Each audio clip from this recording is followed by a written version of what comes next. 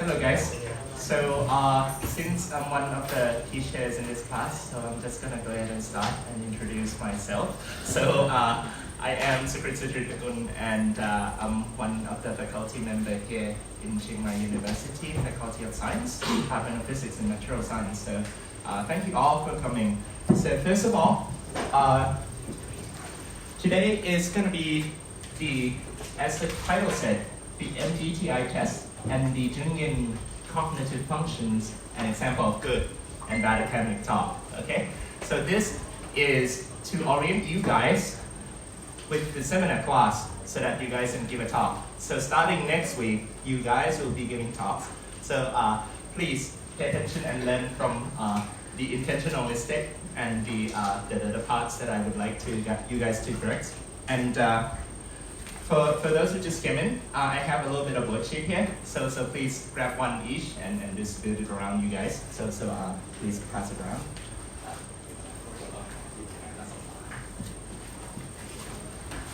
All right, okay, don't worry about the worksheet just yet. So first of all, each time before you start talking, you want to talk about the outline, okay? So the outline, hold on a moment, I'm still new to this. Does this work? Okay, good. All right. Okay, so this is a new toy that the department is about to be using. So this is the laser pointer that sort of talk to the screen right away. So even if I look here, it would still point like correctly. All right, cool.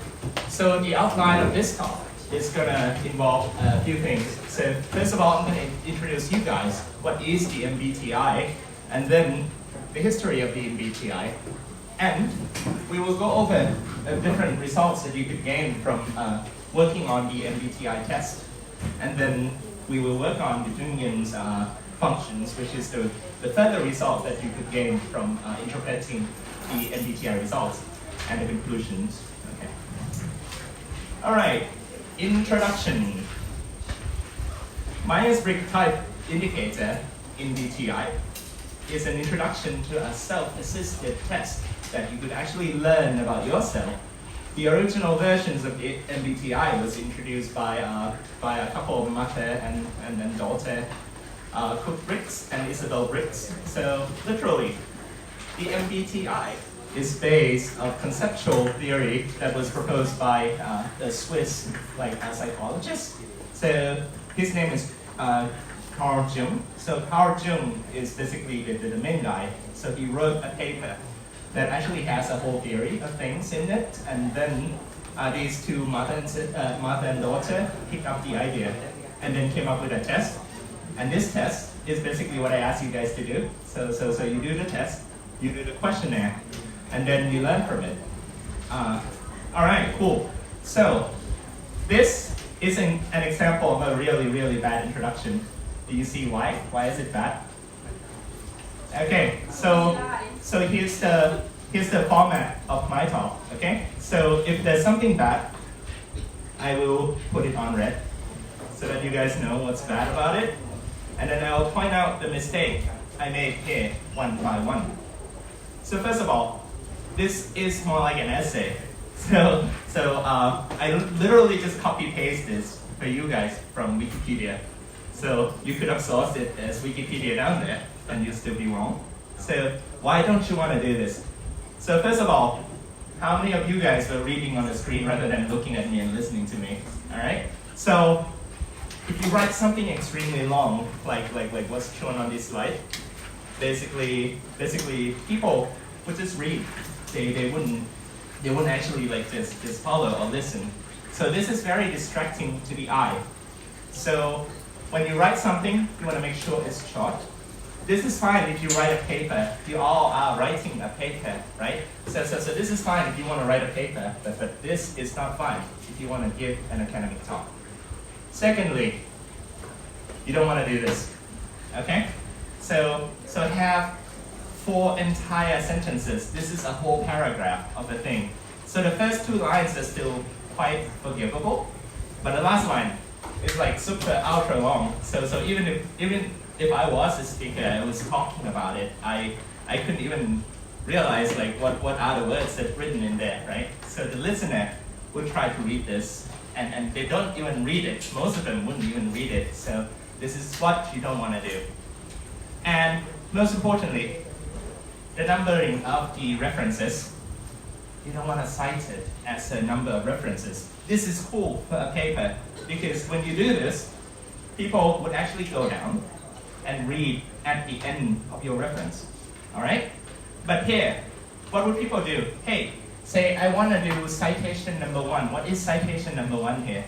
It's not even in here. Even if you list it here, you have 6 different citations, so you would need 6 more lines to say, hey, what are my citations? Also, if people want to look into citation number 1, they will have to write in their note, number 1 about this, whatever it is at the end of the slide. You have to look this up. This is not helpful, okay? So whenever you put citation, think about the listener. The listener is trying to comprehend what you're saying, and maybe they don't, maybe they do. If they do, they might look it up just first for reference, save it on Zotero, or if they don't, then they will look it up to read it as you talk about it. Either cases is fine. I've done both.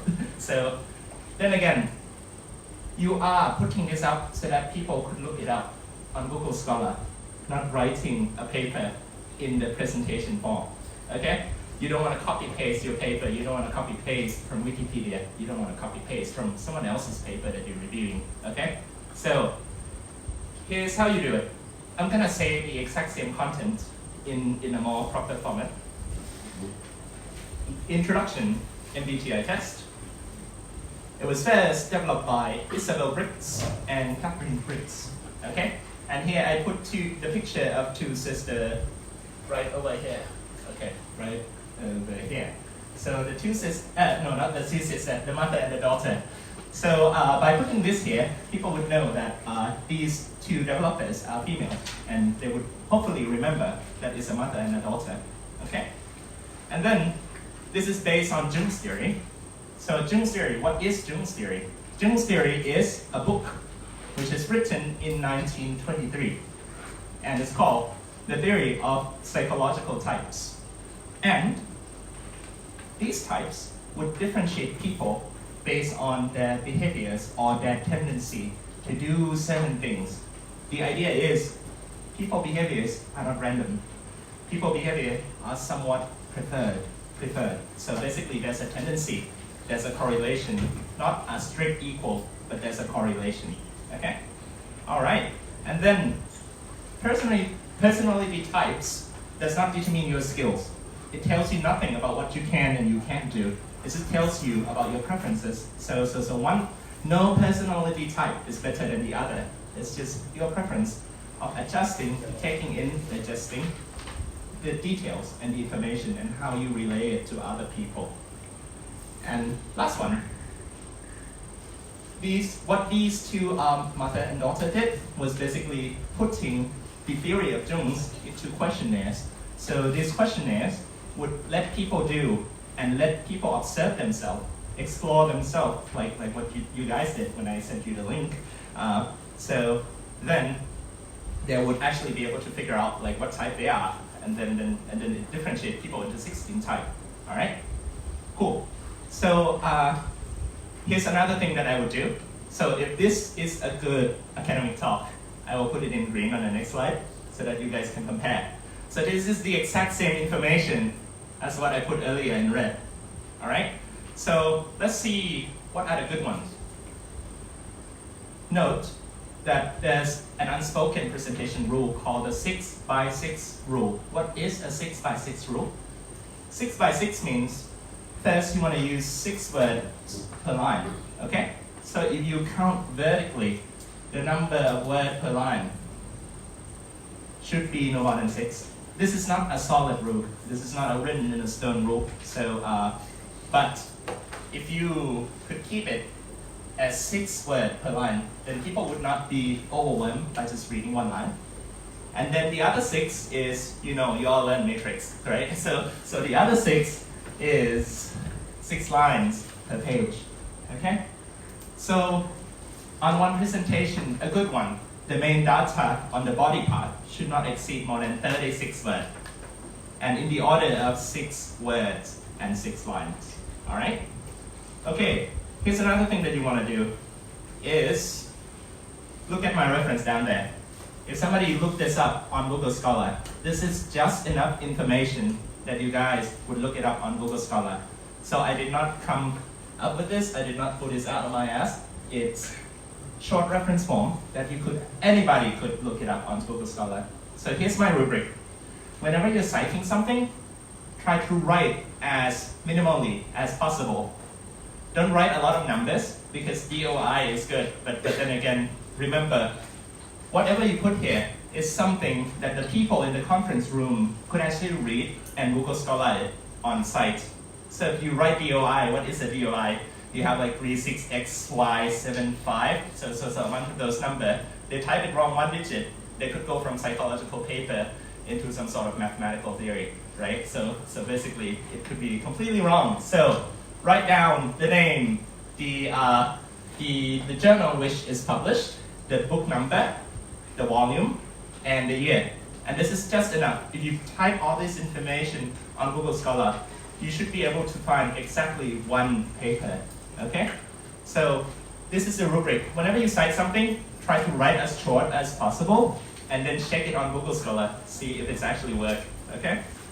All right, and last, a picture paints 1,000 words. This is one word that's being used a lot in English. So sorry, this is a little bit blended into the background. The contrast is worse here.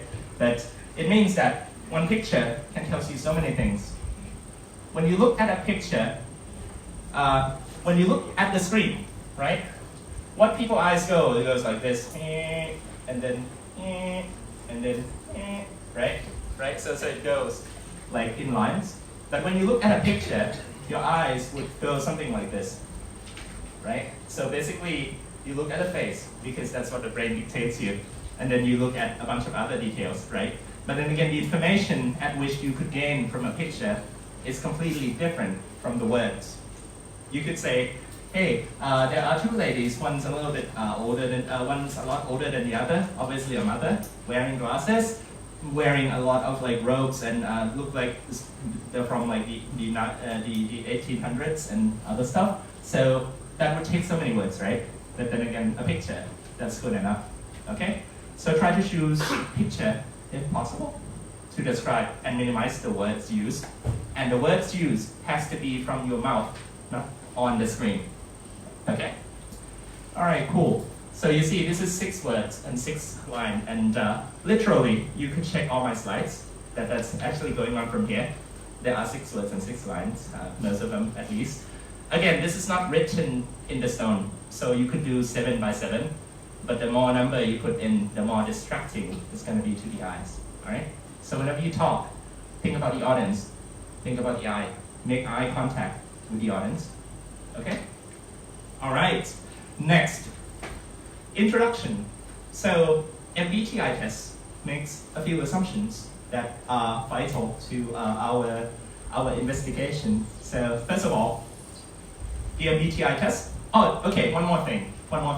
There is a website called as the Deadly Sins of PowerPoint. If you look it up, I can post it on the seminar group page. Deadly Sins of PowerPoint is very technology based. So you tend to put a lot of animations to emphasize your point, okay? But then again, the more animations going on here, the less eyes are gonna look here, okay? So from here, I will try to set an example of not using too many animation. For example, I will not, usually when I teach, I use a lot of animation because I put videos on YouTube and other stuff, so they won't see my face. So I will be putting a lot of animation here so to keep the eye of the audience in here, okay? But when you give academic talk, it's a room full of academia. It's a room full of people who know what they're doing. So you want to make sure to keep it professional, and you want to make sure that you want to minimize the usage of the animation so that the audiences would not be distracted, all right? So just a little note here. So I'm not going to use a lot of animation here. So as you can see, if you use the 6 by 6 rule, you will not be so tempted to look at the screen and just read it, because there's so little information there, and it's not that easy to just read it, right? That's the point. You don't want people to read your presentation. You want the people to see these and remember the details of the main important things. Okay? All right. So on.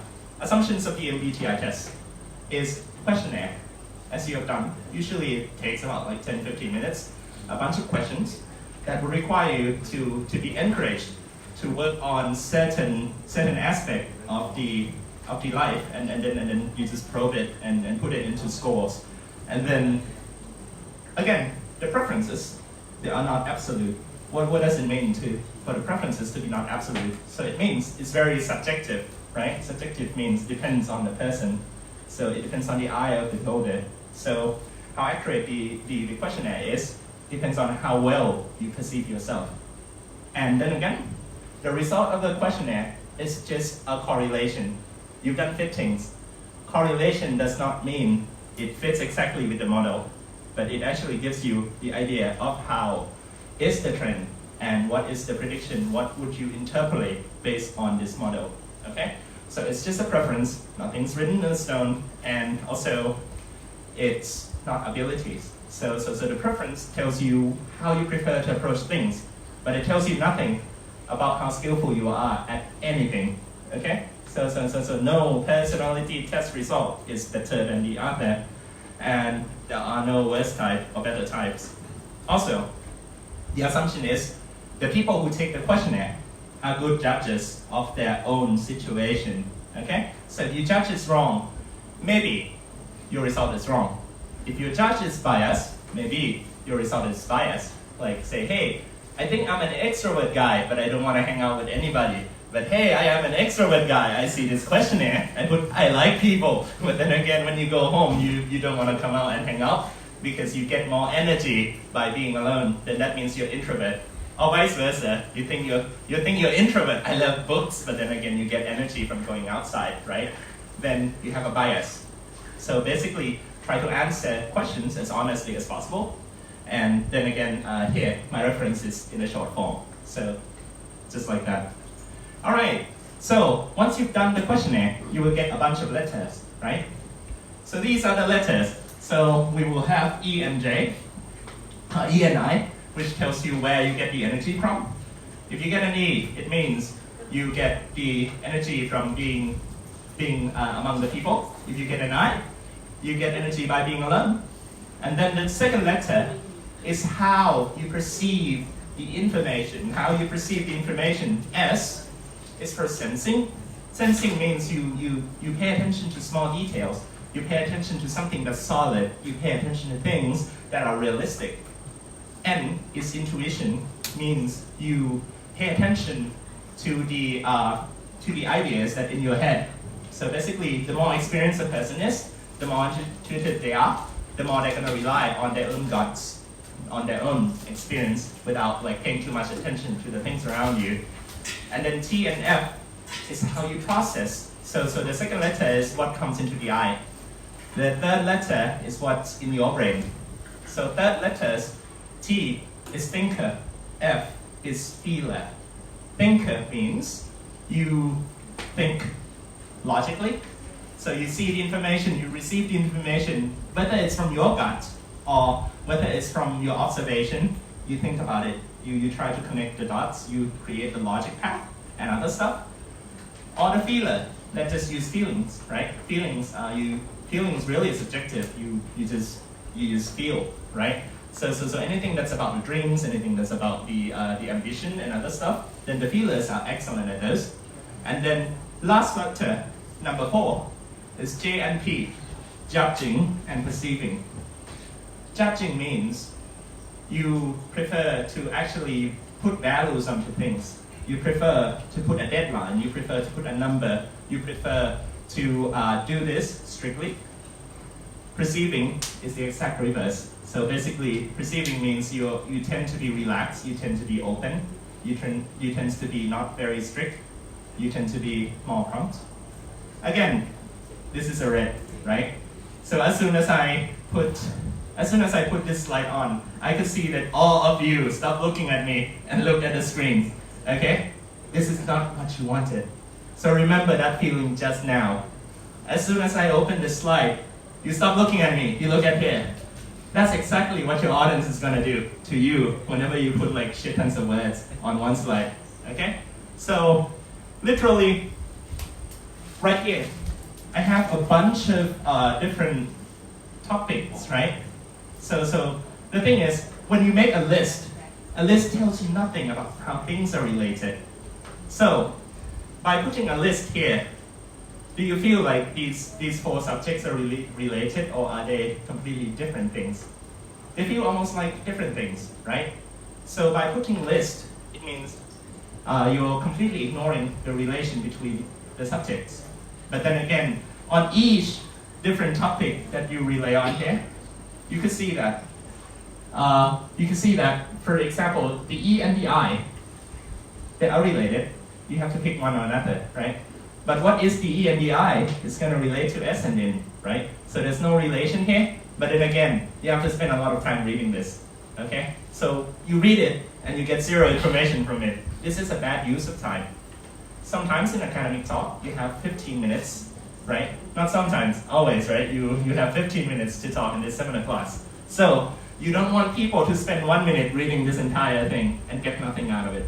So you want to maximize your gain by doing a proper job of linking different topics, especially this type of word actually involves a bunch of different number and letters. So literally you don't want to do this.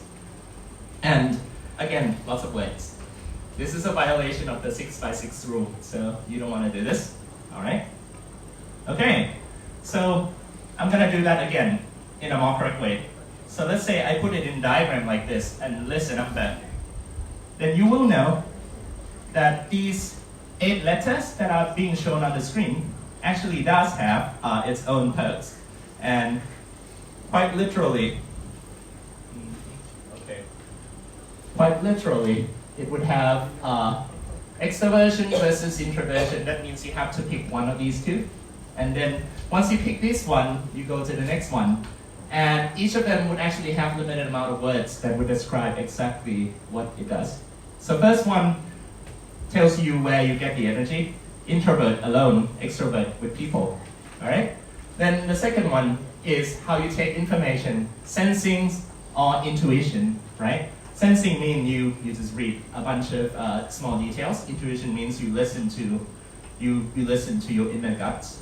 And then thinking versus feeling, then this is the way to decide, right? Decide. So basically you're judging the situation. You either think, you either feel. You don't do both, or maybe you do mix up a little bit, right? Okay, so again, this is a preference. This is not a set in stone, okay? And then judging and perceiving, that's the last one. That's the way you approach the outside world, okay? So once you interact with the inside, the last letter tells you how you interact with the outside. You either judge it or you perceive it. This is your output, okay? Number 2 is your input. Number 3 is your processing. Number 4 is your output. Okay, so how do you see, how do you interact, how do you perceive, how do you judge? All right, okay, why is this good? So first of all, this graph actually is the same listing, right? It's the same listing, but then again, you could divide the information into columns and rows. So this is why matrix mechanics is so useful in physics, because you divide the details into columns and rows, and you diagonalize it, put eigenvalues on it, and then do a bunch of other things, right? But then again, this is the same thing. So you do this, and then you get more information just by glancing at it, okay? So this is a good example of how methodology slide should look like. Methodology slide is what? Is what you put to tell people, hey, these are my methods. So your methods should be exactly clear to the listener. This is the MBTI method. So you're judging people into 4 different steps. And on each different step, you have to pick one or two, one of the two, right? Okay, so this is clean. You start from 1, 2, 3, 4. It's just by order. And then the description of each choices, even if people misunderstood it from the first, they could read it from here. and the reading here would take minimal amount of time. Or, if you forget about it yourself, you could look at here and then start talking, okay? As you can see, the number of words that are coming from my mouth is a lot more than the words that's sitting on the slide. So keep that in mind whenever you talk. Words have to come from you, not from the slide, okay? All right, so let's take a look at each pair from 1, 2, 3, 4. So, extraversion versus introversion, okay? The name actually suggests correctly, like, how do you get energy? Extroverts mean you get energy from outside. It means you're outspoken, you're really energized when you're around the other people. You speak what you think, you communicate with enthusiasm, and then you're really expressive and scribble. And then introversion means you're energized by spending time by yourself.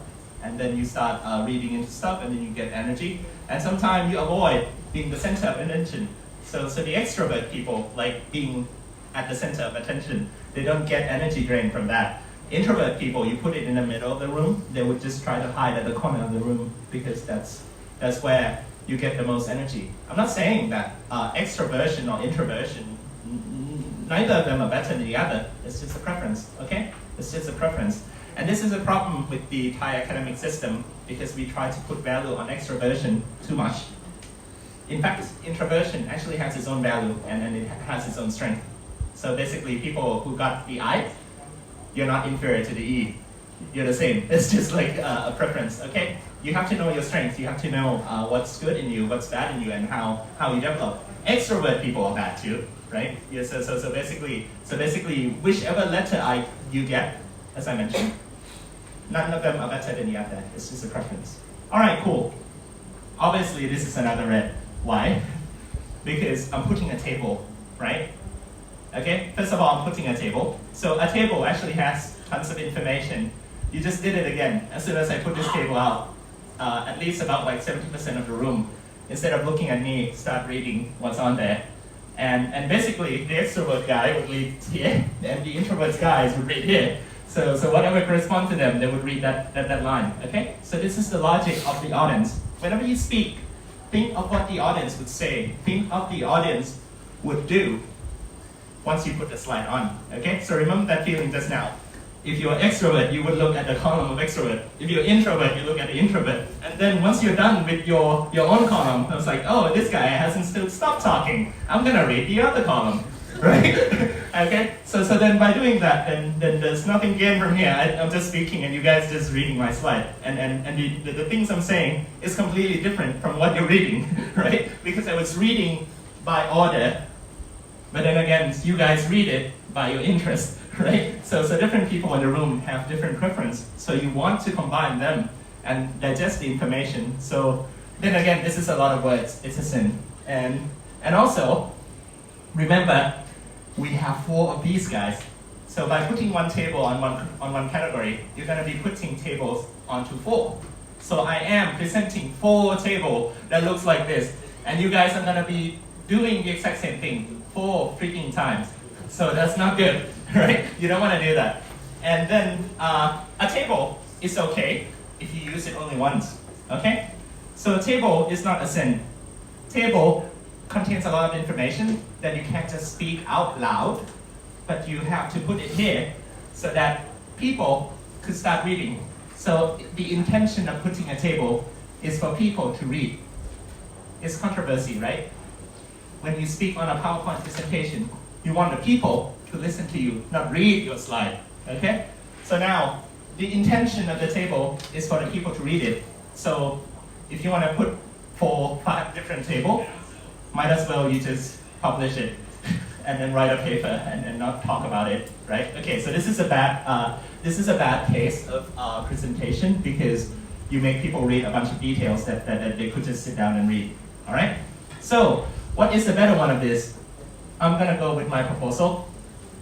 So for example, this gift, basically extroversion, when they're around people like that little dog there, it gets energy.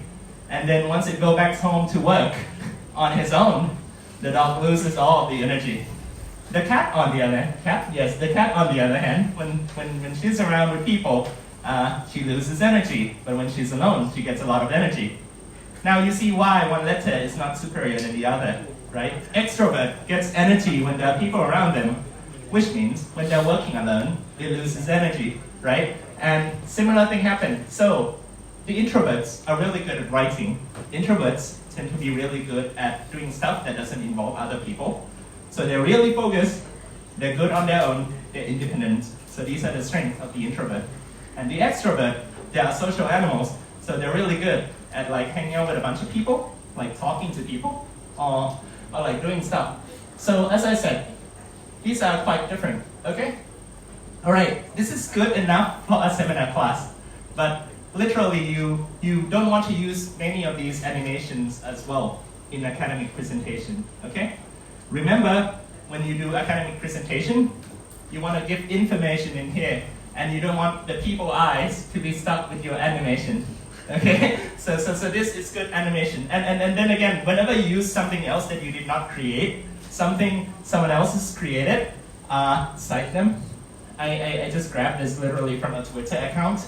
His name is Solving Jester, and I've seen people using this a lot, and some of them even shop his reference out, his logo out. So don't do that. Whenever you use anything, look it up. When you use Google Image, you find something, you will always find something, but usually it's not cited.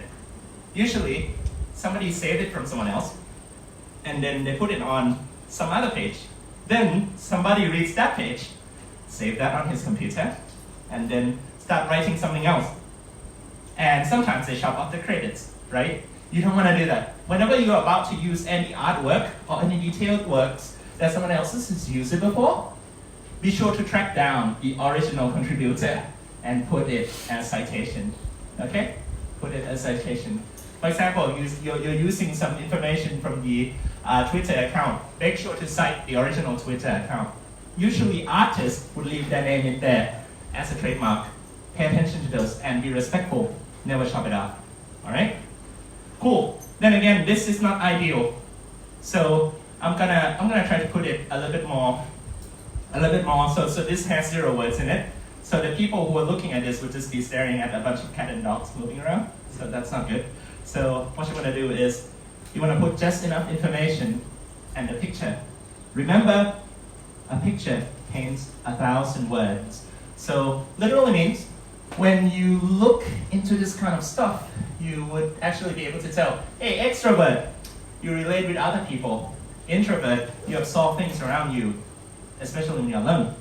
And then I put just enough words there to describe each information. So I'm not putting sentences. I'm not putting too many words. So basically, people with certain type would just look at their column for no more than 10 seconds, okay? If I put that table, people with that particular traits would actually look at the table and read the entire thing, right? So right now, I'm just putting these words out here. So basically, you could actually just read or talk about different parts. And now, again, I look at my screen a lot, but I have 0 script here. I never put script on my presentation. Why do you want to do that? Because the information on the PowerPoint should serve as a reminder to you of what you want to talk, not the entire talk itself. You're not reading this to anyone. You're not asking anyone to read it. You're making people read as necessarily, and you're reading it as required, okay? So if you forget it, like, hey, what are the E and what are the I's, like traits? So you could say, hey, extrovert people are active. Then I describe active, right? Active means you go out and do a lot of things, and then party and variety, outer world. So basically, those are just a bunch of words, right? But then again, if you want to partly describe what is an extroversion and introversion, you could just use this slide. And if you lose or get nervous, you could just look back and read about it. Okay, so when you get an E, you're basically just like the cat and dog thing that I showed earlier. And if you get an I, you would actually do the exact opposite. Okay? All right, then again, whenever you use the information, you want to make sure that the picture actually paints exactly what you're saying. And also, keep the logo. If there's a logo there, that means the original artwork guys want to keep it there. and cite the owner always. Okay? All right. So this is the first letter. Let's go to the second one. Second one is, so you go from your preference of being around people or being by yourself. Second letter, S or N. S means you're more strict and you're more straightforward to the facts, and you look for rigid things, just like the picture says. Okay. So basically, anything that you could describe exactly what it is an S or sensing type. So basically, people with an S pay a lot of attention to the small details because they want to know, they want to grasp exactly what is going on. Okay? But the N type, the intuition, they believe in their guts. They believe in what they think is right. So then again, no one is ever right, right? So in your mind, you would actually have the rough image of how the things are, but they don't pay attention to the little details. But you can see that the color is the correct, the shape is somewhat right. This is what they have in their mind, but they're not going to pay attention to little details. So this is just a preference of how you take the information from the world. Okay?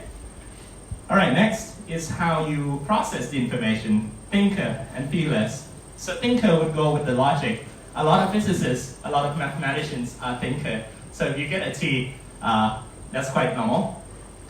I don't have a T, I have an F. So it's completely different. So I don't think, I feel. So basically you go with things like objective. You set a goal. You want to try to reach to those. So basically you think. You don't use your emotion to affect things.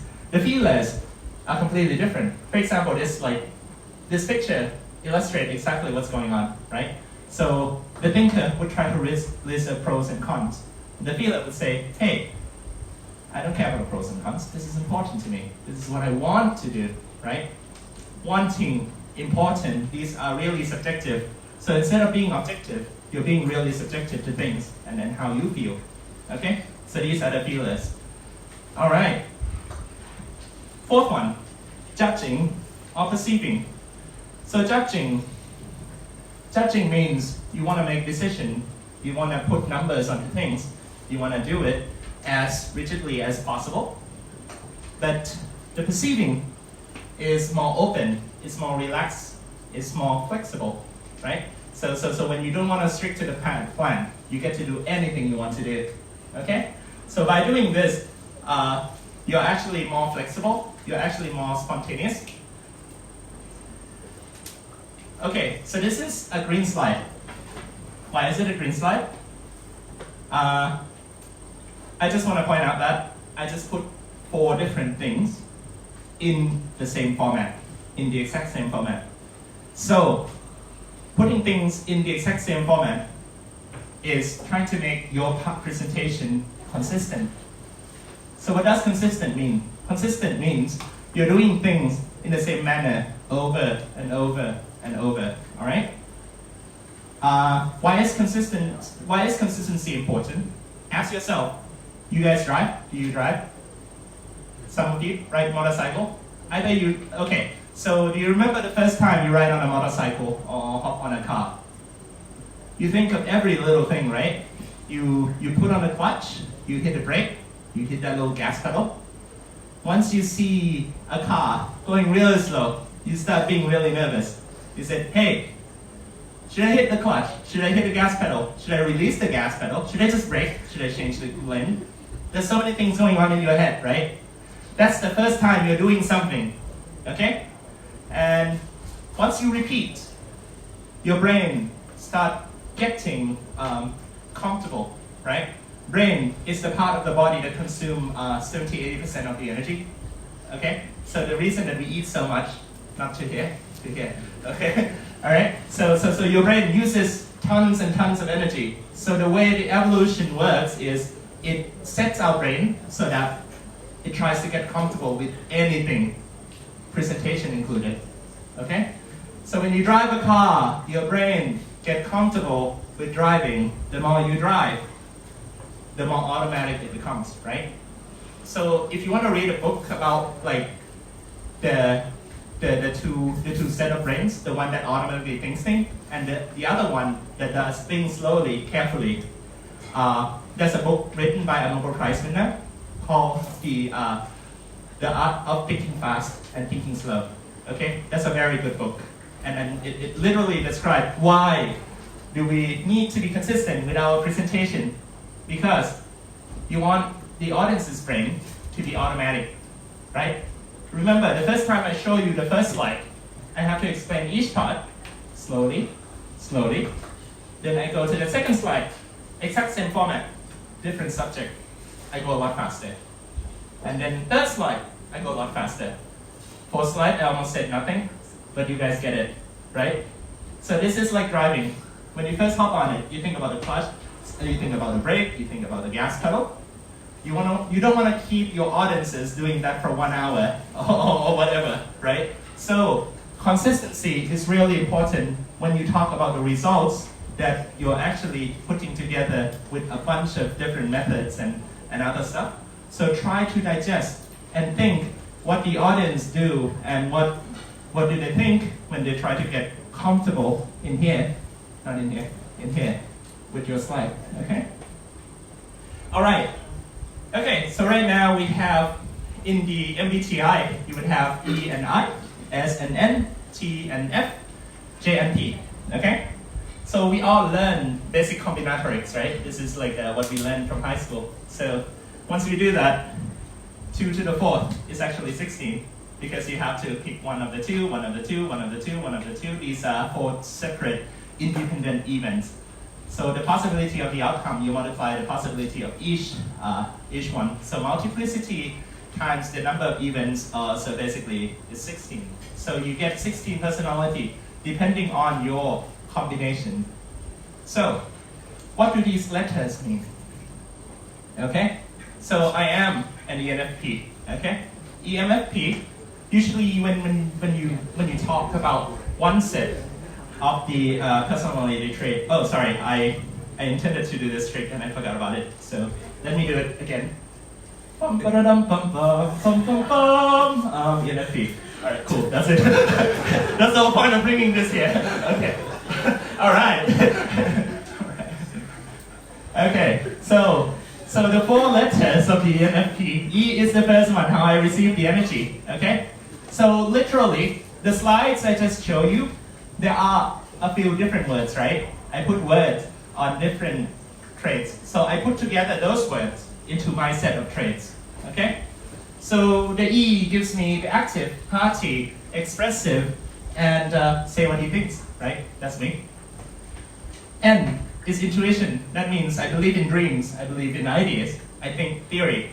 So I don't actually think about facts too much. I don't usually think about things too rigidly. I don't usually put like frames and other stuff in, but I allow flexibility of my imagination to go around.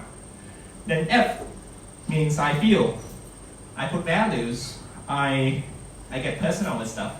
I can get quite tactful when we work on things. And then P is open, options, flexible, and then spontaneous. So basically, I prepared this slide literally last night, so that's what the P does. So perceiving people are not very planned, and they just do things spontaneously. So whatever comes into my mind. Okay, here's a quick confession. When I made the poster, I plan on talking about absolutely, completely something else on Tuesday, which I already had the contents. So if I picked that topic, it would have been a lot easier for me. But then again, my ENFP side jumps in and says, hey, Secret, how about we do this exciting project and get people involved? Let's not do that lame thing. So the thing I wanted to do was topological phase transitions. So basically, I would have been talking about mathematics like for an hour, and then say, hey, this is a good presentation, this is a bad presentation. And then again, my spontaneous self, my P part jumps in and said, you know what? If you try to do that based on my intuition, people would get into the mathematical details and get lost. So people would spend too much time trying to understand mathematical details and wouldn't learn so much about presentation. So I want something that anybody could understand. I want something that you guys could learn from by giving a a mock presentation of things. So this is why I come to here. But then this is just a description of my ENFP part, okay? So ENFP part, who's got ENFP? Anybody? No ENFP in this room? Oh, she. Oh, the other. Ah, nice. High five. All right, cool. One, okay, 2 ENFP. All right, okay. All right, cool. Yeah, nice to meet you. All right. Okay, so this is an example of one good slide. So first of all, I put pictures, right? I cut my face in it. If you notice, I'm not citing here. Why is it a good slide when I'm not citing the work? Because I modified it. Okay? Part of it is you are not strictly required to cite things when you actually modify it and put it as your own content. This is not a yoya. This is not a yoya, okay? This is called the UF. FU? No, not FU, totally not FU. This is called a UF, okay? When you put them together, it looks like a yoya, but it's actually an FU. So it's the US law called fair use. Oh, literally it's FU. All right, so when you see this letter, FU, okay? Fair use. All right, so what does fair use mean? So fair use is what was globally used in the internet. So whenever I use a content someone else has created, but I modified it, I did not destroy the value of the original content. I'm not stealing the customer. By using this, people look into their website more, right? So literally, I'm promoting their thing. I'm not trying to say, hey, by the way, I'm making something very similar to 16personality.com. Please come to my website at blah blah blah secretsuritgunpersonality.com. For a measly price of $1, you get these features that are way better than the original website. That sucks, right? You don't want to do that, okay? And actually, you could actually get busted because of the FU. Okay, you don't want to get FU. All right. So fair use is a common thing on the internet, especially when you have a lot of data online. So the rule of fair use is so long as you use a small portion of the material. So basically, I just pick one character that they drew and then modified it, and then I'm not stealing their business. I'm not doing this for business purpose. I'm doing this academically, right? So that you guys know. And then I did not destroy the commercial value of the original content, and basically the new work is original product, right? I put my face on it, so that's kind of original. No, nobody has my face. So literally, and this is very important, especially when you put things on YouTube. Okay, this is strictly exercise because YouTube is a US company. So literally, I upload my video on YouTube all the time. And people with the original content would come down and look at it and was like, hey dude, that's my content. Say I put it on YouTube and put some advertisement on my description, then I violate the law of the fair use, okay? And literally YouTube could take away my content and then there goes my work, right? You don't want to do that. You might not run into this as often when you just talk on academic talk or put it on seminar. But whenever you're on YouTube, please be careful. Do not use things without citation. And if you're nervous about it, what you can do is modify from www.16personalities.com. Okay? So that way the original content will say, hey, by the way, I promoted your website. Maybe if you put this on YouTube, you could actually put the link down there on your description as well, and then say it out loud in your YouTube. That's a good way to defend yourself. All right? So the content actually has protection. People who drew this spend shit tons of time. Do not steal someone's work. Do not destroy someone else's work values. All right, cool. Now we talk about the personality, right? So we have 16 total of personality tests. So then again, the 16 personality would divide people into subcategory. Okay. So if you get a character that actually has the same color clothing, you belong to the same subclass. So there are 16 different personalities. There are 4 different subclasses.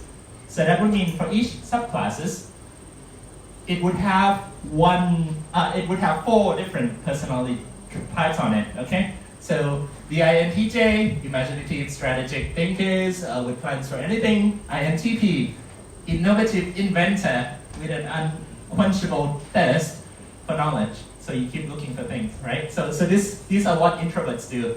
They are really good at finding knowledge. They're really good at writing knowledge up. They're really good at sitting alone in the library and then being able to get energy, not ever get tired of it, right? So this is part of the things. So long as they do the things they want, so long as they use all the other senses that belongs to them, they're really good at it, okay? And then the E part of the N and T, okay? N and T is intuitive and thinking. So when you mix the intuition with thinking, it means you trust in your guts, but then again, you think, you evaluate your guts, okay? So by mixing these two letters, you get different type of the subcategory. Then again, this is another red one. Why? This is not that much different from the list. You see, I started losing attention as soon as I put on this slide because I put a lot of words under each of them. And then again, who does not belong to any of these four classes?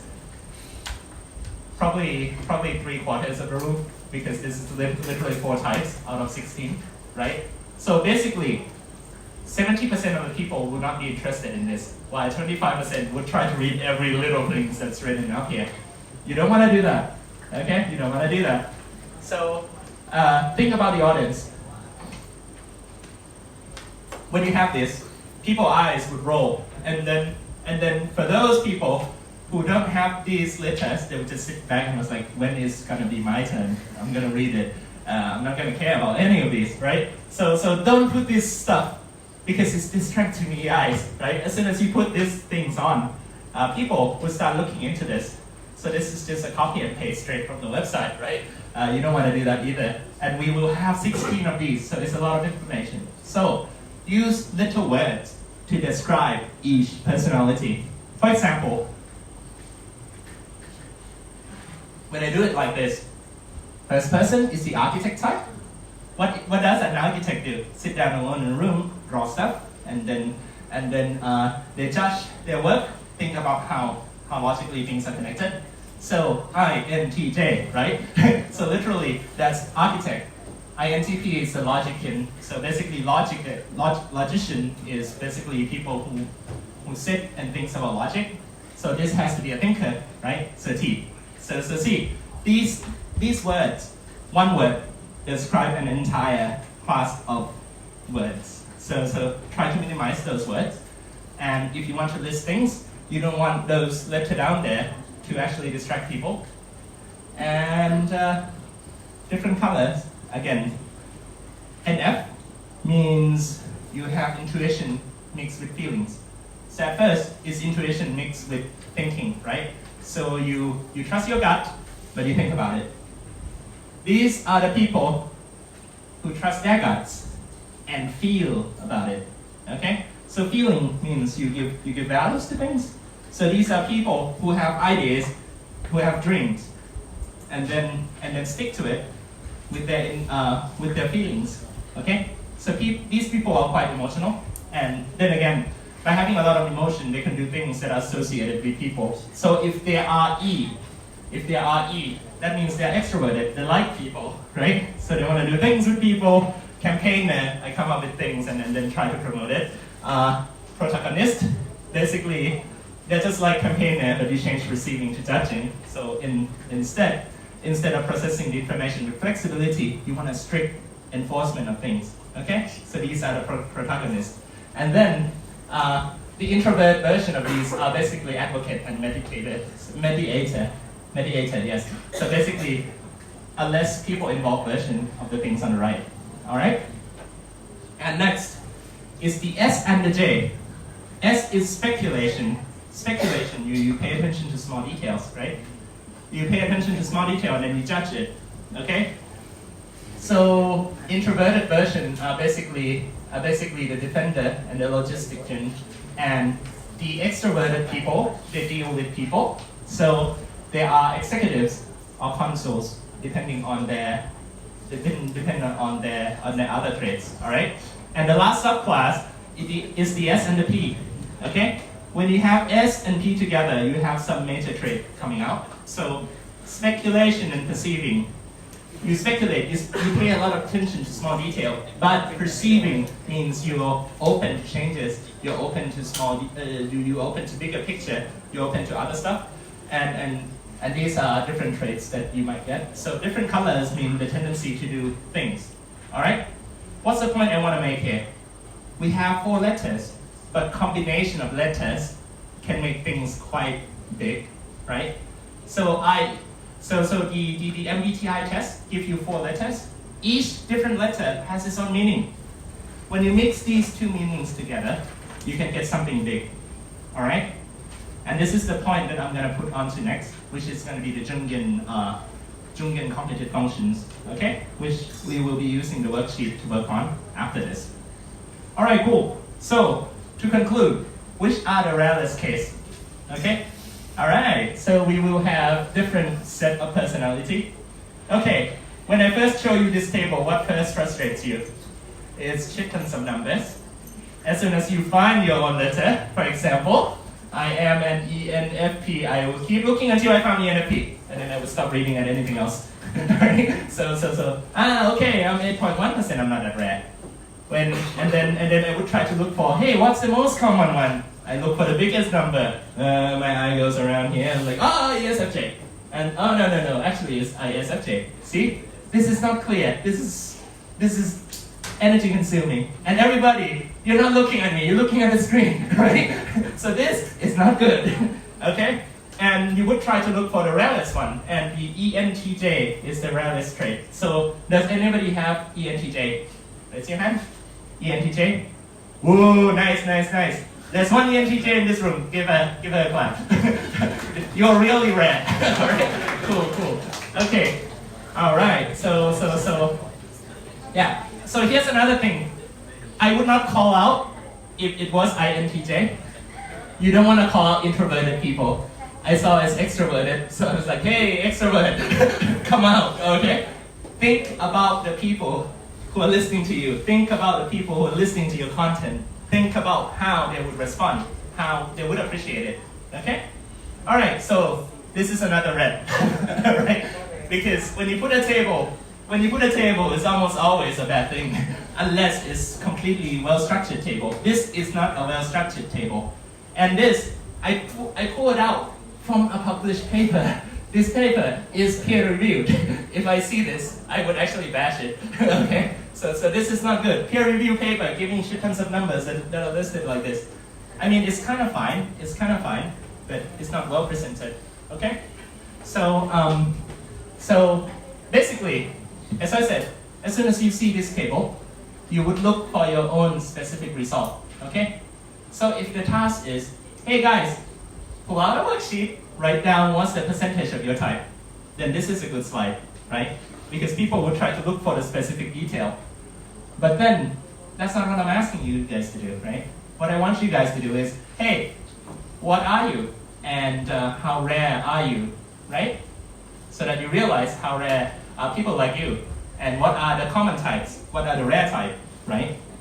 So, this is really bad at presenting overall pictures. So it's really bad at presenting overall results.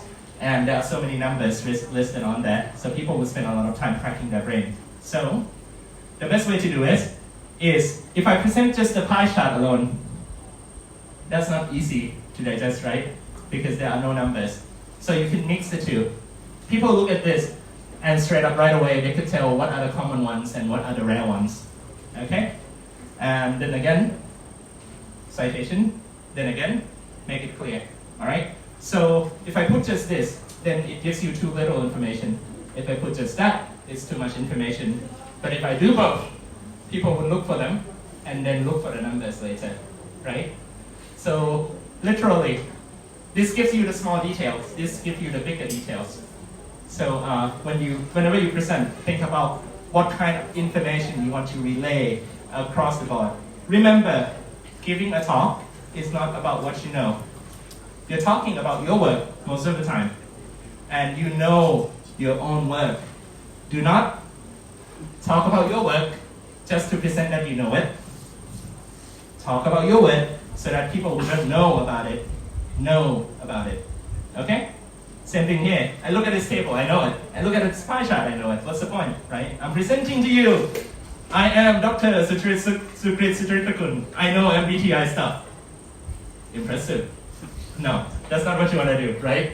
You want to get this information across the board to everyone in the room, okay? So we're jumping to the next step. We're going to be talking about the Jungian cognitive functions. For those of you who have done the 16 personality test, this is not part of the website, so please pay attention. This is a new thing, okay? So everything I've taught so far is in the test. So if you read it on the website, you could actually do it there. This is not on the website, all right? So where did I leave you guys? So I left you guys here, right? So literally, different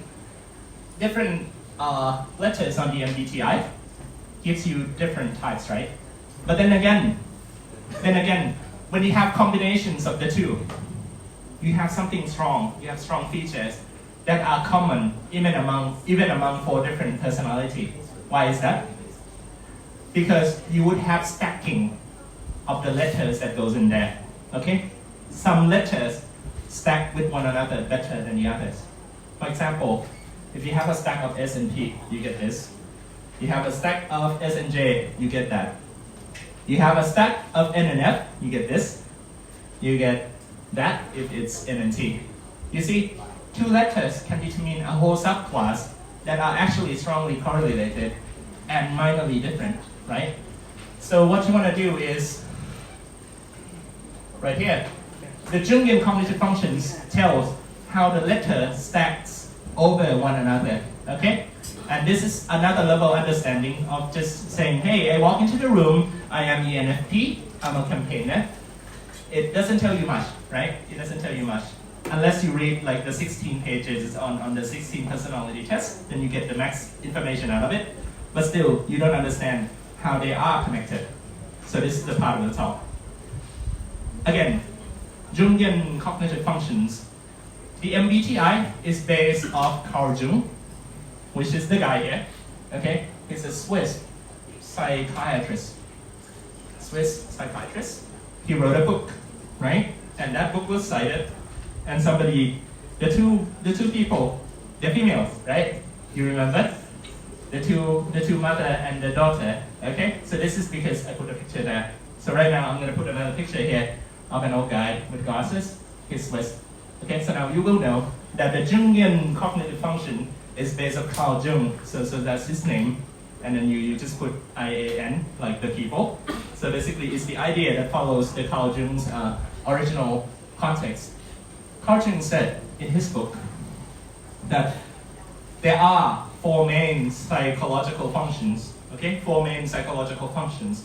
What are the psychological functions? You would have 4 letters, right? First letter is introversy or extraversy.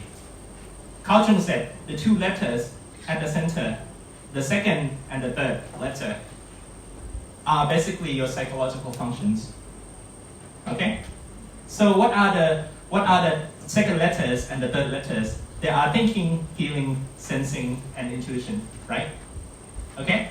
So these 4 letters, Jung said, everybody not prefer one thing, not use just one thing but not the other. Let's say, hey, I am ENFP, I'm a feeler. Do I think? Yes, obviously I think, but I don't have a T in there, right? So Jung said that's a cognitive function, okay? And everybody uses all 4, okay? If you're a thinker, does that mean you don't have feelings? No, you do have feelings, right? Okay? So basically, it's just a preference. It's just a predominant way of digesting the information. And there are attitudes on different kind of sensing. So the attitudes are internally, so directed towards yourself.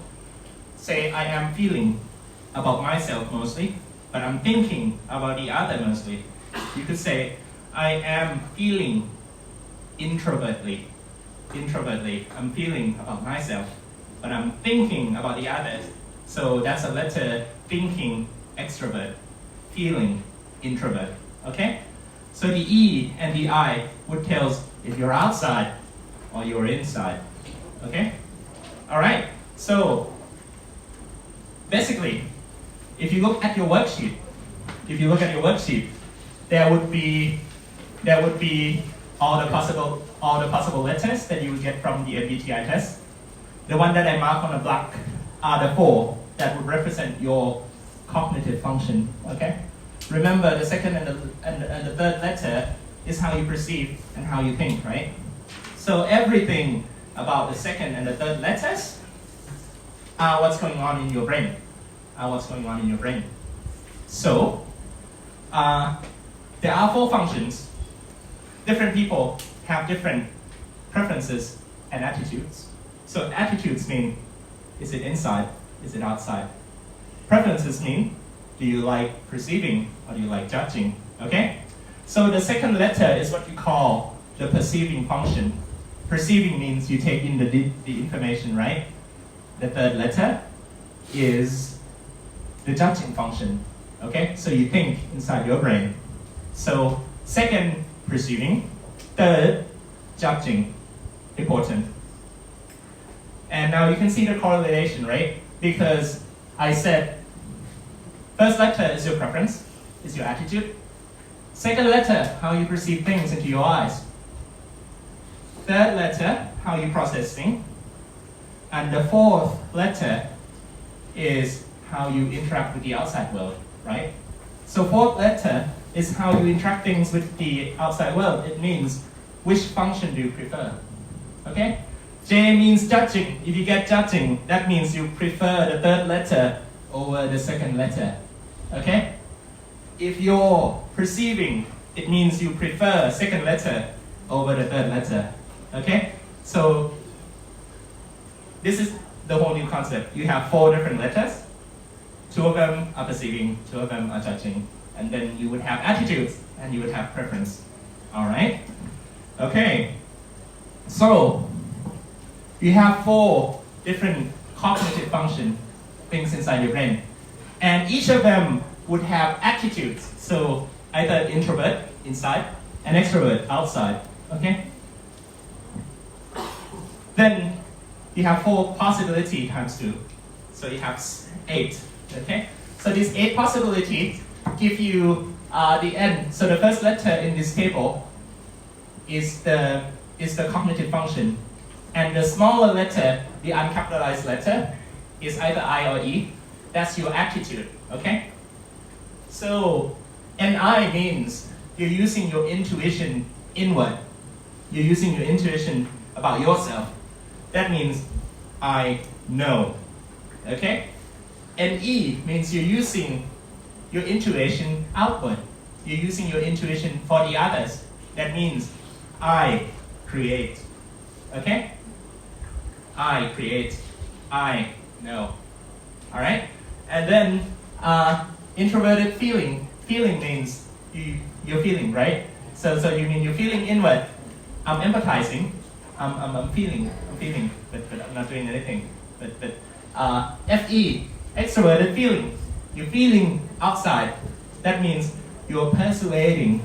I'm using my feeling to convince you guys to look at this table. That's persuasion, right? Okay, now? Okay, so you would have different things, and you would have a bunch of other stuff. Introverted thinking. I'm thinking, but just in here, just in myself. TI, introverted thinking. So contemplating, I'm just thinking about how to value things, but I'm not doing anything for anyone. Okay, contemplating. Extroverted thinking, systemizing. Mean you think about things and you try to make everyone else in order. For example, systemizing, I give you the worksheet so that you could look at things, other stuff. This is extroverted thinking. And introverted sensing, preserving. So basically just sensing, but you're just keeping everything to yourself. Okay? And extroverted sensing means doing. So you sense this is good. You sense this has some sort of values. You sense it, and you want to make it happen for the others. So you do it. Okay? So these letters are listed in your worksheet. So you don't have to write it down. So this is out here, it's just so that like you understand what's the bigger letter and what's the smaller letter mean. Okay? So our job today is to fill out all these letters. Okay, what did I say about putting tables? It's bad, right? But right here I'm putting a green here. Why? Because I intended to spend a lot of time talking about every little cognitive functions. And the cognitive functions, there are like 8 of them, right? With the attitudes, right? So basically what you could do is you could separate them into categories so that people get an easier time to read all through all of those. And the nice thing about this table is that the information here is either a number or one word that describes everything about it. So people won't read too much, but rather listen to me, right? Okay. All right. What does Jung said? Jung said we have 4 cognitive functions, right? And each of them would have attitude. Everybody uses all 4, but we have different preference. So from here on, this is the last slide that would give you about information about how to give a good so-called good academic talk. Next slide is going to be the workshop time. So workshop time, guys. Put your pens out and look at your worksheet. You don't have to stare at my face anymore. I'm sorry. Thank you. So basically, pull out the workshop sheet. Who doesn't have a workshop sheet and wants one? Okay. Where is the remaining workshop sheet? I made a photocopy of sheet tons. Hey, who has extras? Where? Any extra? Yes. Please give it to our guest. Okay. Thank you, Pimio. Oh no. Okay. Does anybody have extra? Okay, sorry. All right. Okay. Do we have? All right. Yeah. Sorry, if you don't have it here right now, I can put this. Actually, this table is on my Facebook, so if you're friends with me, you can just look it up. All right. Worksheet time. Okay. I'm sorry if you don't have the paper. You have to do it in your mind. I hope you are the sensor. All right. Cool. Okay. Jungian cognitive functions. Let's say you have 4 letters that describe your MBTI. So say I am ENFP. So what does the 4 letter means? The 4 letters would give you different traits, right? Then again, how do you create cognitive functions order out of these 4 letters? So first of all, what are my preferred natures? Apparently, I get an N, I get an F, but I also do S, I sense things. Also, obviously, I think, right? So basically, thinker doesn't mean they don't have feelings, and feelers doesn't mean they don't think. Okay, all right. So cool. Let's list this up. So on your worksheet, you would have 4 rows and 2 columns. So the first one is your main attitude. Second one, perceiving function. Third one, judging functions, and fourth one is your preference. Okay. So if you get a P, you prefer the green one. If you get a J, you prefer the J one, the third one. Okay, the red one. So now I'm gonna walk you through the steps. So grab your pens out and then do this. So a lot of you probably have done this already. Whatever your letters are, mark it on the square boxes. Okay, mark it. So just put an X on E, N, F, and P. No, that's just me. Just mark on whatever you got. So I got an ENFP. So I look for E, I look for N, I look for F, I look for P. What did you get? Okay. So if you have not done the 16 personality test, just put whatever you want. so just so that you know what to do. Or keep the paper. And you go out and then you work on the 16 personality test and then you come do this afterwards. You just learn how to do it. Alright? Okay, once you mark all this stuff, step two, put your primary attitude in 1. Okay? So on Jungian functions, you would actually have to find out what's your attitude, right? And there are listed numbers here. Okay? So I am an extrovert, so I want to put attitude E. on the first one. Okay, one top priority, dominant. Okay, so dominantly, I am extroverted because I got extrovert in my letters. Okay, all right, now once you put an E there, oh no, I'll put whatever you get there. Once you put whatever you get there, next, alternate and fill the rest of the attitude. So if you get an E, you put an I, you put an E, you put an I. Okay, if you get an I, you put an E, you put an I, you put an E, you put an I. Okay, so in alternating order, whatever you get on the first one, put the other one on the second one. Then you reverse back to the first one. So third one and the first one has to be the same thing. And the second one and the fourth one has to be the same thing, depending on what letter you get. Okay? So put those in alternating order. Alright? Everyone's good? I'm gonna go to the next step. Step 4. Circle your preference. Circle your preference. So look at your last one. Look at your last letter. What is your preference? Okay? So you could tell what's the priority. So prefer which one? Circle the preference. Okay? Now that we have this preference circled, then next, put the marked preference function at 1. So for example, my preference is P. So P relates to the second one.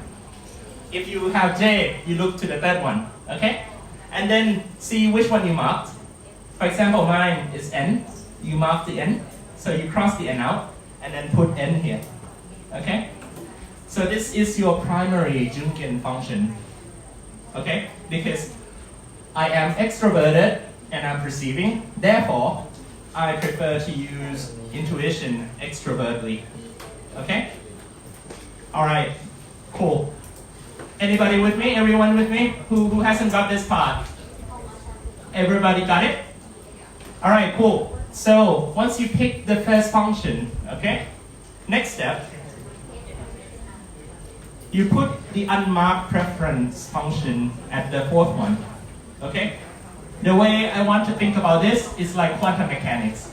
So basically, when you have a state, right, you're perceiving is a linear combination of two things. If you prefer one so much, if this thing has the coefficient of 80%, the other one would have 20. Meaning, if this is your predominant one, then the least dominant one would be the one sitting right next to the other thing, right? All wave functions have to be normalized. So if one is big, the other one has to be small. If one is the biggest, the other one has to be the smallest. Therefore, whatever you use here on the first one, the exact opposite of that one is going to go to the last. Okay? This is your least used function. Okay? Alright? Cool. Everyone got number 1 and number 4? Then next step. Next step, you look for what's marked but not preferred. What's marked but not preferred. For example, I prefer second row. Okay? So I do not prefer the third row. But my third row is marked. Okay? So I put the marked letter on the third row. So F is going to be your second one. It's going to be my second one. Your second one, look out the marked unpreferred letter. Okay? The marked unpreferred letter. Alright, once you have the marked unpreferred letter function at number 2, you put it here. Alright? So when I said this is like quantum mechanics, this is like wave function, right? So each of these guys are a linear combination of different wave functions. So if this guy consumes the most, the other guy has to consume the least. In here, this is the second most. So this other guy has to be the second least. Okay? So whatever letter you use here, mark it out so that it's not confusing. Alright? Okay, so now everyone's with me? You guys good? You guys good? If you need more time, raise your hand. No? Alright, I'm gonna go on. Next step. There's only one remaining letter. Put that there on the third row. Okay? Put that there on the third row. So now, you can see that I am an ENFP, but I use everything, right? I use everything. And my attitude changes. My attitude changes. Alright? So, let me explain this real quick. What does that mean? So basically, ENFP, I am an extrovert perceiver. Okay? The first E and the last P, it means I'm an extroverted perceiver, which means I prefer to use intuition extrovertly. Okay? So if I prefer to use intuition extrovertly, what does it mean?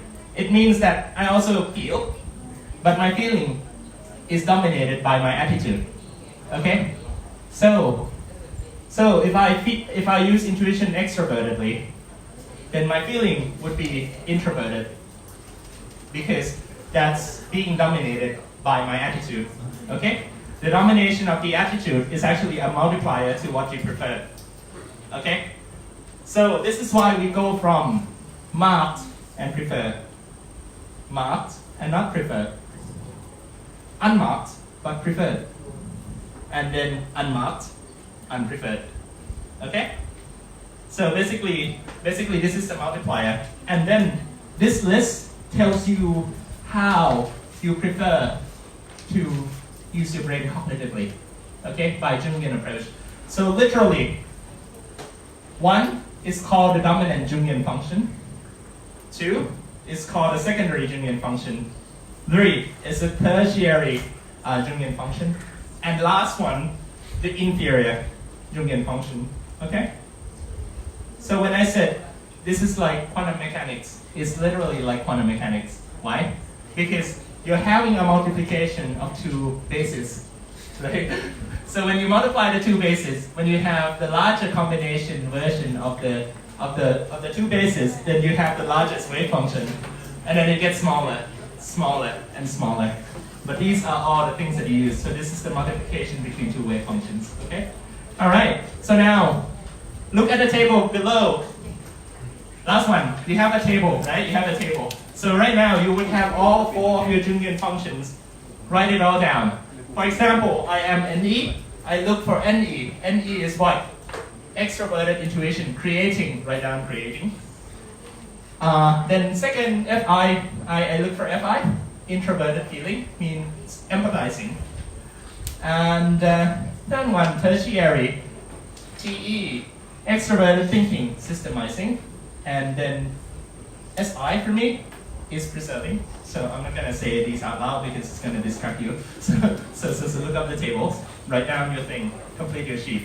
I'm going to give you 1 minute. People done. A lot of us are done here. Very nice, very nice. Very nice. So just write it down, okay? So, for those of you who don't have the sheet, or those of you who have finished the sheet but not sure if they're right, I'm gonna give you the answer.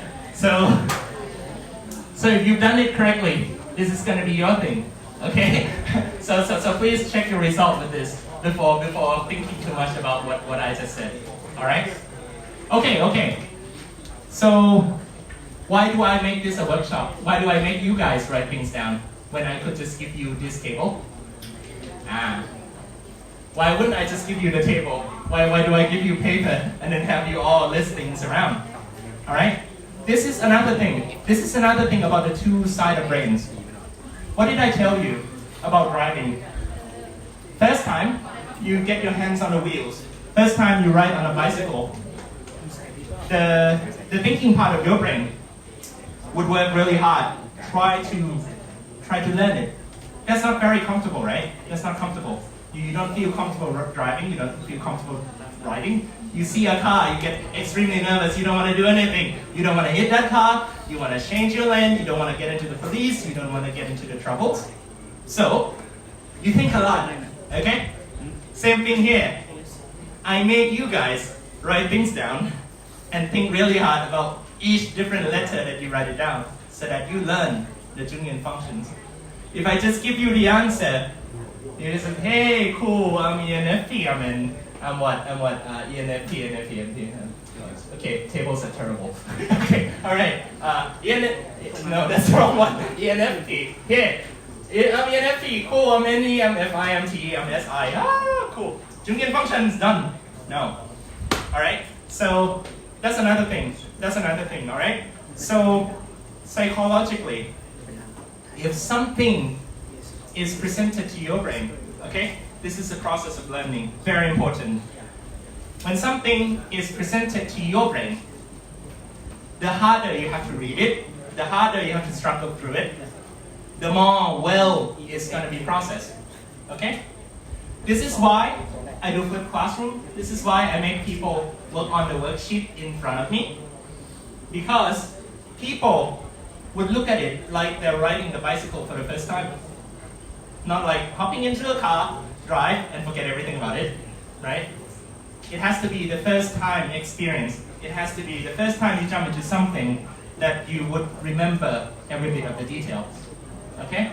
This is why I do flipped classroom. This is why I put my slide on YouTube and make everybody work on the worksheet in front of me, okay? Because that way, you think of it carefully, okay? There's actually a research, it's a published psychological paper. It says, there's a class with ship tons of information. Half of the class has to write it down. The other half is given a computer and they get to write it down, okay? What is harder, writing or typing? Writing, you have to write A, B, C, right? Typing, A, B, C, right? So basically the typing part could type 90% of the content. The writing part could write down only 50% of the content. And then after the class is done, the teacher collected all the notes. The laptop is collected, the notes are collected. Then 1 week later, the whole class came back to the same room. They are tested on the knowledge that they're actually working on. And you know what? The people who wrote, they wrote only 50% of the content, but they score way better on the test. Why? Because it's like writing for the first time. You think about everything you do. If something is hard to do, your brain slowly digests it. You're spending a lot of energy onto your brain, right? But if you're typing, you're not spending a lot of energy on each letter. You're not paying attention. So the tendency is you get comfortable. The tendency is you don't think about it because your brain, evolutionary, wants to preserve the energy, okay? So this is why instead of giving you the results, I make you do it so that you understand the Jungian functions, all right? Cool. That's a lot of time, I'm sorry, but thank you for paying attention for all this. There are also additional stuff that's not covered. Once you know the Jungian function, you could look deeper into things. Like for example, if I get an ENTP, an ENFP, doesn't mean that everything I do has to be ENFP. I also have a subconscious of ISTJ, which is completely reverted letters. So basically, subconsciously, my ISTJ self is going to try to correct me, and subconsciously. And then superego, my ESTP version of me, would try to correct me, but they're not predominant as my ego, which is ENTP. Again, why do we list it, ego, superego? These are just your preference, okay? It doesn't tell who you are, but it tells you what you prefer, all right? And your personality traits changes all the time. So, for example, right now ENFP, but I did this test before going to the United States 10 years ago. I was ISTJ. What is ISTJ to ENFP? Completely reverted letter. So everything about me changed over 11 years. So a lot of times you look back, you've changed. Your preference changed. So these letters tells you only about your preference. It gives you the information as accurately as you put in. So you put it in accurately, it will tell things about you accurately. Okay? And so hereby I conclude. This is my conclusion slide. MBTI, conclusions for MBTI and Jungian. So MBTI is basically a test which has 4 possible outcomes and four possible like subclass. So literally you get 16 personalities, and then the assumption is these letters tell you about the preferences. It doesn't tell you anything about the skills. And the assumption is to help people classing themselves and find themselves further. If you look into the website 16 personality test, it actually has like 10, 12 pages. It tells you about your romantic relationship, how you get your friends, how you blah, blah, blah. So say you want to date somebody, have them do an MBTI test and then read about them. That's oh shit, I'm live on Facebook. Never mind. So I'm just saying that everyone I interact with, I make them do MBTI test. My students, my class, everyone. Okay? So if you have taken classes with me, you have already done this test, and I collect your data. like for example, hey, what are the distribution of my class? Oh, the majority of the class is extroverted. Therefore, I should make them present things in the front. The majority of the class is introverted. Oh shit, I shouldn't make presentation. That will make them uncomfortable. And if they're not comfortable, they don't want to learn, right? So, learning, as I said, is using the part of the brain that's already uncomfortable. You don't want the learners to feel uncomfortable as is, okay? So, this helps you to understand a little bit of who you are, and for those people who have to interact with you, they would know how to approach you, okay? So this is quite useful, right? It takes only 15 minutes to do. And then from there, you could dig a little deeper by going back to the origin, Carl Jung. So you use the Jungian cognitive functions by using the assumption that all four functions are always being used, but then again you have preference and you have different attitudes on it. And the Jungian function tells you how to mix those four. All right. Last but not least, once you have this table out, this is your dominant thing. So this means whenever you walk into things, the first thing that would come to your mind is this. This is your ego. All right. So literally, you go in, you want to create. So people like me like to create. So basically, Tuesday night, I was thinking, hey, should I talk about topological phase transition? I was like, yeah, sure. I already got the slide. It would be minimal work. But then again, the NE kicks in. I want to create something that's useful. so it kicks in. The result is I didn't get to sleep last night because I'm just putting these slides together. So this is the nominal one. Okay. What are these useful? Second one, empathizing. So basically, when I walk into people, I feel, but I don't express it out because I feel, but I keep it to myself. Okay? Introverted feeling, so empathizing. So tertiary is what you rarely do. Okay? It happens sometimes. So systemizing. So I rarely systemize. So what does it mean if you go look at my table? It's completely messy. So that's me. I'm not very systemizing, okay? And what I want to point out is the fourth one. Fourth one is the inferior function, okay? It means what you do, but you're bad at it. What you do, but you're bad at it, okay? You want to do this, your mind wants to do this, but you're bad at this. So as I said, this is like a wave function. This one comes first, and this last one comes last.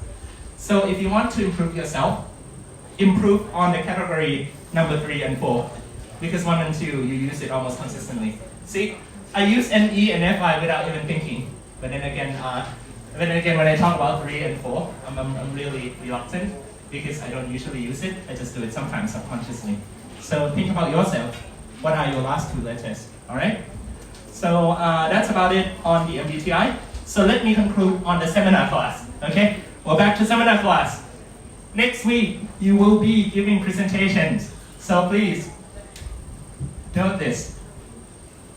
A good academic presentation, which is the whole point of doing MBTI, which is completely off track, but conclusion. The good presentation is first, use the 6x6 rule when applicable. This applies to all my slides, even this slide. Everything is 6x6, okay? The thing is, you don't have to do it 6x6 strictly. It can feel unnatural. But if you can, it's nice. Okay? So the 6x6 rule is not strictly the rule, but it's something you would prefer to do. So use the 6x6 rule if possible. You see, I did not use animation. I did not use any of these lines to pop up one at a time. I popped them all at once. I'm doing this to show you that if you strictly apply 6x6 rule, you don't need the aid of the animation to help you because the information is not overwhelming. All right? Then, picture paints a thousand words. It means whenever you can describe something with picture, do it. Okay? How many words are in my slide? I put tons of pictures, but I try to minimize the words. Because when you give a talk, you want people to look at you and think about what you said. Okay? Receiving, thinking, right? Okay, think about that. Third one, always cite in the short form. Whenever you make a citation, make sure the people in the room could look it on their phone with Google Scholar, okay? The more you do this, the more effective you can convey the information. When I go to conferences, international one, professional one, I get at least 50 papers back at home because people at international conferences would write things down in short form. So naturally, when people talk about a slide, you would spend 1 to 2 minutes on one slide, or 3 or 4, depending on how important the slide is, but at least one.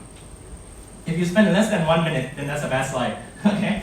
So in 1 minute, you could write at least 3 or 4 different short form, or maybe even 6, right? So short form references, usually one slide would have no more than 2 or 3 short form reference. So if you go to conference and you say, hey, this work is interesting, I haven't read that, write it down on your logbook, write it down in your notebook, write it down, take it home with you, or Google Scholar it on site. Okay, this is how you come up with a question. Like for example, you see this work, and usually in the methodology or introduction, people would put their work on the first page. Like, by the way, my work is on this citation.